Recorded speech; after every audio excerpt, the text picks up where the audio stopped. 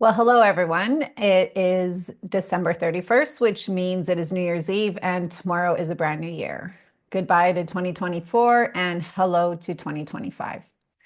So, where most people are sitting today is with the thoughts and ideas of how they're going to make 2025 the best year ever. They're thinking of all their New Year's resolutions and everything that they're going to change, the weight they're going to lose, the partner they're going to find, the promotion they're going to get, the money they're going to save.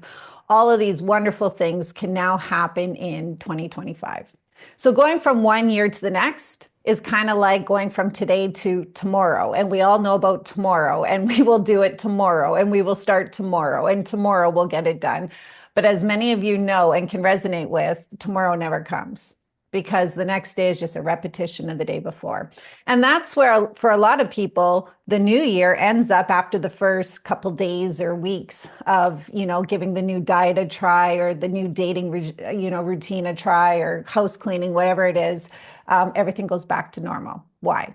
Because that's how we operate. We are human. Our brain takes a lot of energy to create and do new things. And so it is very energy efficient. It needs to save energy because you never know if some danger comes by or you need it later on. So creating change in your life is always going to be very difficult. We are essentially programmed to have the same routines, the same beliefs, the same habits. And we wake up and it's like Groundhog Day. You just keep living the same day, the same life over and over and over again. So in order to change that, you need a pattern interrupt.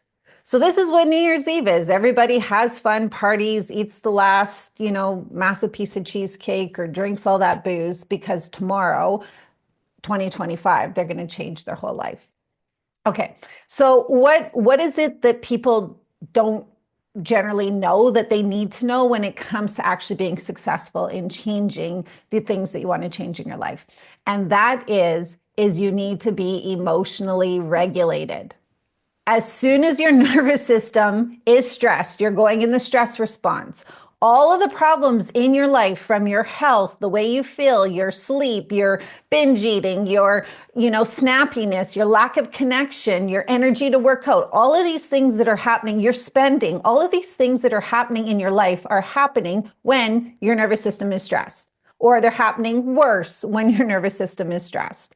So until you learn how to effectively manage your nervous system and keep it at a relatively calm level, trying to change these other things at the surface is going to be very difficult. It's going to be very fleeting. It's generally not successful.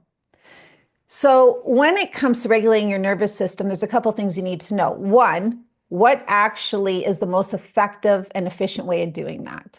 And if you listen to any of my other videos or you've ever worked with me in person, you know exactly what that is. If you don't, I'll do another video for that. So you need to learn how to efficiently and effectively manage your nervous system. The other thing you need to do is to actually figure out what you really want.